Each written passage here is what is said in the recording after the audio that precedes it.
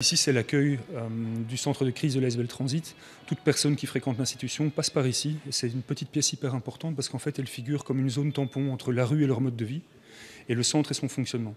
Donc vous pouvez voir qu'il y a toute une série de casiers, et l'idée pour nous, c'est de travailler en sécurité, tant pour le personnel que pour les usagers qui sont dans le centre. Et on invite les personnes à se délester de ce qui est prohibé. Chris nous a ouvert les portes du centre de crise dédié aux consommateurs de drogue. Ici, ils accueillent 50 personnes par jour et hébergent 20 autres pour la nuit.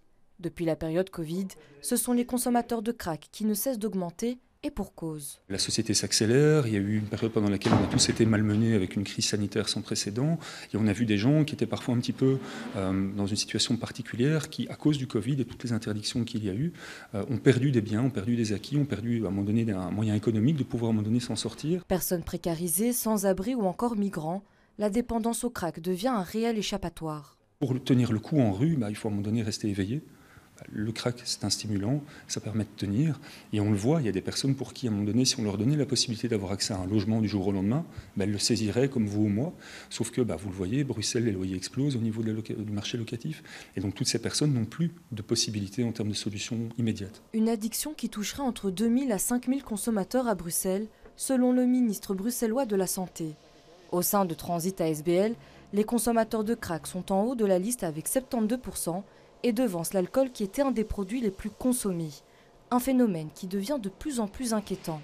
Je tiens à exprimer mon inquiétude face à l'augmentation de consommation à Bruxelles. Comme je l'ai dit en commission, je souhaite souligner l'importance d'articuler travail social et action de sécurité pour répondre de manière humaine et efficace. Mais alors, que faire face à cette augmentation?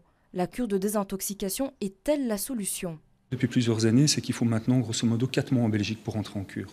Donc c'est 4 mois de trop et c'est extrêmement compliqué pour les personnes d'avoir à attendre aussi longtemps. Face à cette hausse, divers projets sont mis en place afin de réduire la consommation. L'idée, c'est de mettre en place ici tout prochainement un nouveau projet, donc une nouvelle salle de consommation, parce qu'il y a de plus en plus de besoins. Donc une salle de consommation à moindre risque, adossée à un hébergement d'urgence, qui permettrait aux personnes, justement, avec ces besoins-là, de pouvoir venir consommer de façon sécurisée à l'intérieur, avec une équipe psychomédico-sociale. L'augmentation ne concerne pas seulement le nombre de consommateurs, mais aussi leur visibilité croissante dans l'espace public.